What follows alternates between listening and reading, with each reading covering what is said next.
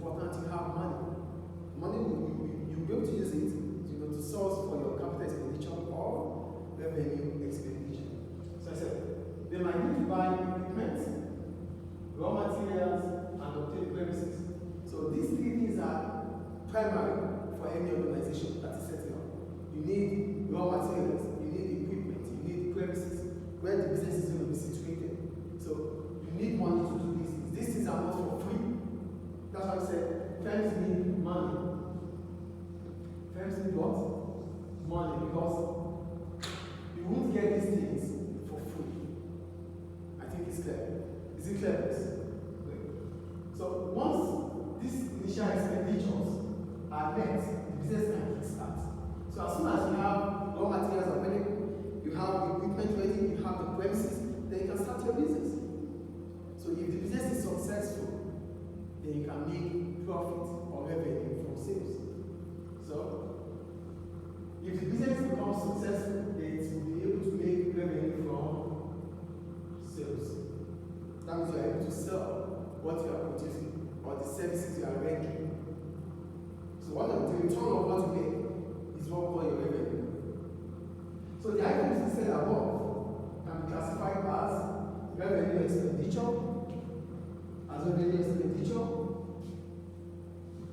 or capital expenditure. So what I'm saying is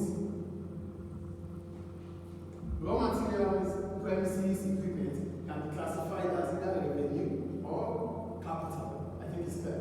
So for capital expenditure, why is it called capital expenditure? It is called capital expenditure because you can use it for a long period of time. And you can use it over and over again. So here is capital expenditure. This is spending on items that can be used over and over again. For example, motor vehicle. Motor vehicle, when you buy it, you use it for a long period of time. So the business can still use it for a long period of years, for more years. Plant, the generator, and what gives energy into the business can be used for a long period of time. Building, the building is there, right? To stay as long as possible.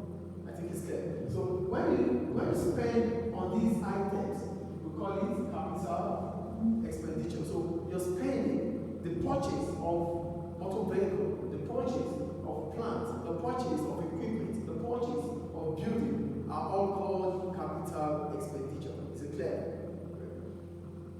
Then we go to revenue expenditure. For revenue expenditure, that means you are spending on day in, day out running of the business. So here, this is the spending on goods and services that have been consumed or are about to be consumed or purchased. So here, you are spending on items that doesn't last so long. They are consumables. So you are consuming them. You are using them for the business, like maintenance. You bought the motor vehicle. Let's say you bought the motor vehicle now. Let's say you bought the motor vehicle here. You bought the motor vehicle, but you need to maintain the motor vehicle. Yes or no? So the spending on maintaining the motor vehicle will be considered as revenue expenditure. Is it clear? So that's revenue expenditure, and this is capital expenditure. So motor expenses becomes capital revenue expenditure, while motor vehicle is capital expenditure. I think it's clear. So, for example, wages, the amount of money you pay to your workers, maybe weekly or monthly, is part of what? Revenue expenditure, but it's every now and then that you have to pay them. Fuel, raw materials, these are renewables. You have to pay them. You have to buy them every now and then. Yeah. So they don't stay longer in the business. So you have to buy them constantly, continuously. Is it clear? So the purchase of continuous spending, or you're spending continuously on items, will be considered as revenue expenditure. But you're spending one-off is capital expenditure. I think it's clear. Is it clear, please? So what is internal finance? Before we go into what internal finance is, what is finance itself? Finance is the disbursement of funds. Let's say finance is the disbursement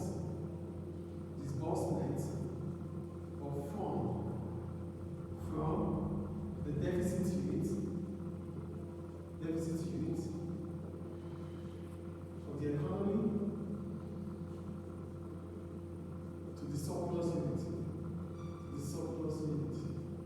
here what we are saying is that finance means you are able to put cash, you are able to put money where you have it so much to where you need it more. That's what finance is. Is it clear? Is it clear? Great. So what are the three types of things? That is finance.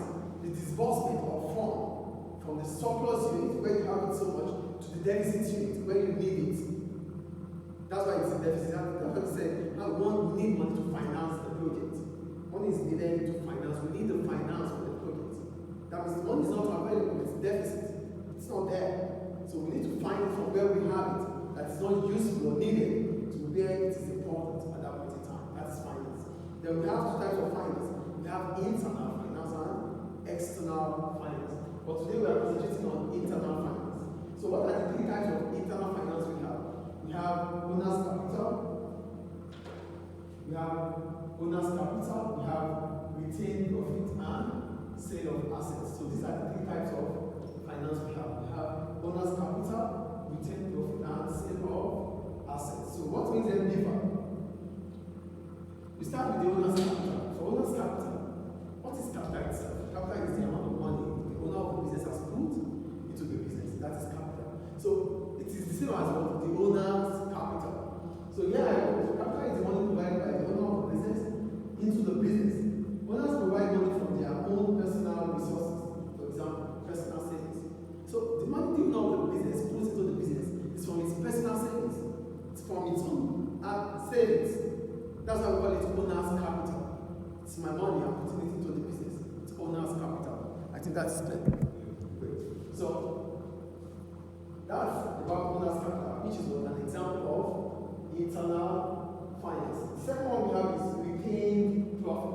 When we talk about retained profit, we're talking about the profit made by the business. Haven't paid your tax and you return it back into the business. But the business makes a profit of $5,000 after tax. The business made what? A profit of $5,000 after tax. So this $5,000 is returned into the business without giving it to the owner of the business. That is what we call retained profit. Do you get retained profit here? The profit is paid, but the owner of the business, after paying tax, all the profit made is being returned to the business. That's what we call retained profit. Is it clear now? Okay. So I said here, it is the cheapest source of finance because charges are not paid on it. It can be saved gradually in the bank to earn profit.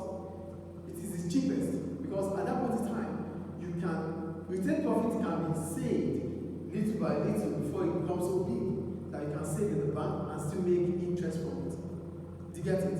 Retained profit, you make profit this year, you put it back to the business, you make next year, you put it back to the business. Yeah, so it's a gradual thing that you can put together or save in the bank to earn interest. I think it's clear. Do you understand retained profit now? The profit made after tax that is being returned into the business. That is retained profit. Then we have sale of assets. For sale of assets, existing or established businesses can sell some of their unused or unwanted assets to raise finance. Another way in which businesses can raise finance, especially the ones that are successful or that are in existence, they could sell assets that they are not using to raise finance. Do you get the point? So these assets, we're not using them. Like we have 7 motor vehicles that we're not using. We can sell them to make money from it. So we call that internal source of finance, sale of assets. You might have some equipment that are obsolete. Yeah? You might have some equipment that are depreciating that you might still sell for those that can use it. Do you get the point here? Do you understand what I'm saying here? So whichever way is here, it's still what? Sale of assets. Because you have this equipment, they are not useful for the business anymore, so you can sell them to get some cash from it. That's internal source of finance. So what are the advantages of internal finance and what are the problems of internal finance? So we start with the advantages or benefits of internal finance. Number 1, the capital is available immediately. It doesn't delay because there is no time gap between the need and its availability. One of the advantages of internal finance is that the capital is always available. It's from the business. So there's no time gap between when you need the money and when it's going to be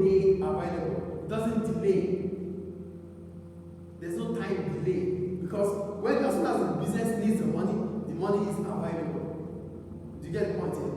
There's no time delay between the need and its availability. As soon as the business needs the money, because it's internal, the money will be made available. Is it clear? The second advantage, it is cheap because there is no interest payment, which means cost will be lower and profit is higher. The second benefit of internal finance is that it doesn't involve you to pay interest. You're not paying interest. Unlike external finance, like when you have to take money from the bank, that you have to pay interest. Here, it's your money, you're not paying interest. It's the money of the business, there's no interest charged. The sale of assets are your assets, you don't have to pay anybody on it. Retained profits is the profit made by the business, it's no interest. Your personal money, you put it into the business, so there's no point having interest on it, so it's cheap. Is it clear? The third one, and it reduces your cost. And when your cost is reduced, your profit will be what? Higher. The third one, the business will not be subjected to any credit check. When you are taking, for example, the external source of finance, before you can get an external finance, that means you need to get money from the bank, a loan from the bank, which is an external. The banks will investigate your credit history, your borrowing history, to be sure that you are credit worthy, to be sure that you will be able to pay back, to be sure that you are trustworthy. But here, there's no need for investigation because the business is putting back its own finance into the business.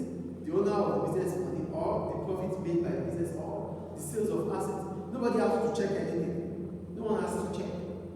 So that's an advantage, isn't it? And the last one, there's no need to involve third parties. You don't need to explain to anybody that you are putting your retained profit into the business, you are putting your money into the business, or you are selling your own assets. Business assets, you don't need to explain to nobody. Do you understand? Do you get it, please? These are the advantages of internal source of finance. Then we'll go to the problems that internal finance could cause business owners. Number one, internal finance can be inflexible as it is limited. It has limited source of finance.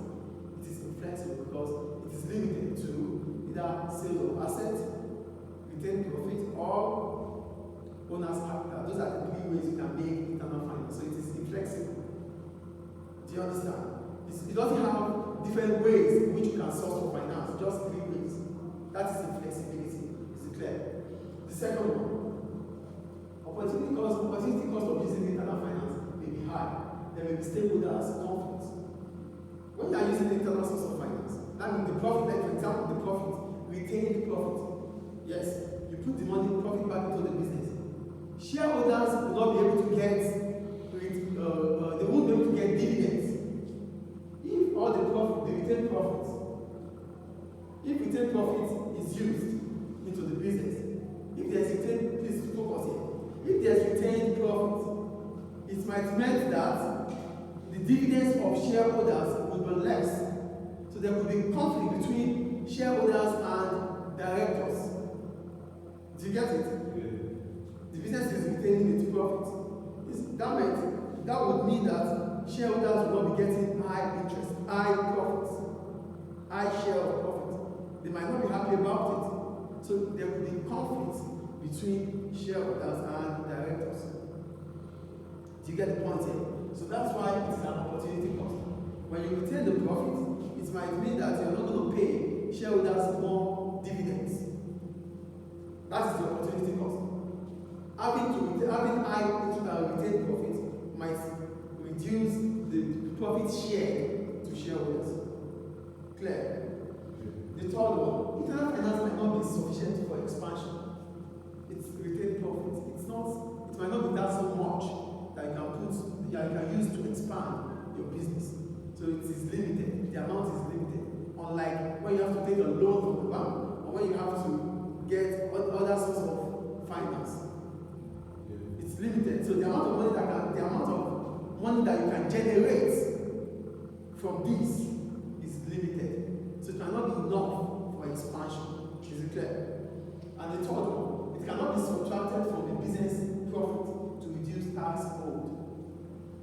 Another problem about internal finance is that you won't be able to take it away, the profit, you can't take it away from the business. Unlike when it is external finance. For external finance, the the money you borrowed will be considered as cost for the business, so you can take it away. You can subtract it from the business profit. Do you get the point? For internal finance, you cannot take away profit from the finance so that your tax will reduce.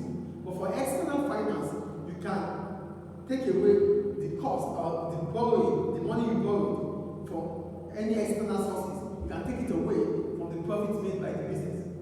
So your tax will be less. External finance would allow your tax to be lower, but internal finance would not, because you cannot subtract internal finance from the profit you make from the business, because they are all into the business. Do you get it? Money you source from outside is not part of the business. It's a cost for the business. So it will be subtracted from the profit made. Unlike internal finance. The internal finance is part of the business. So you cannot separate internal finance from the profits made by the business. But you can separate external finance from the profits made by the business. Is it clear? Any question about it? Yes. Okay, yes.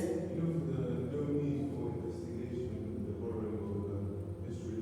Who does that job? Who does it? The accountant? Who does it? No, the credit officers like the banks.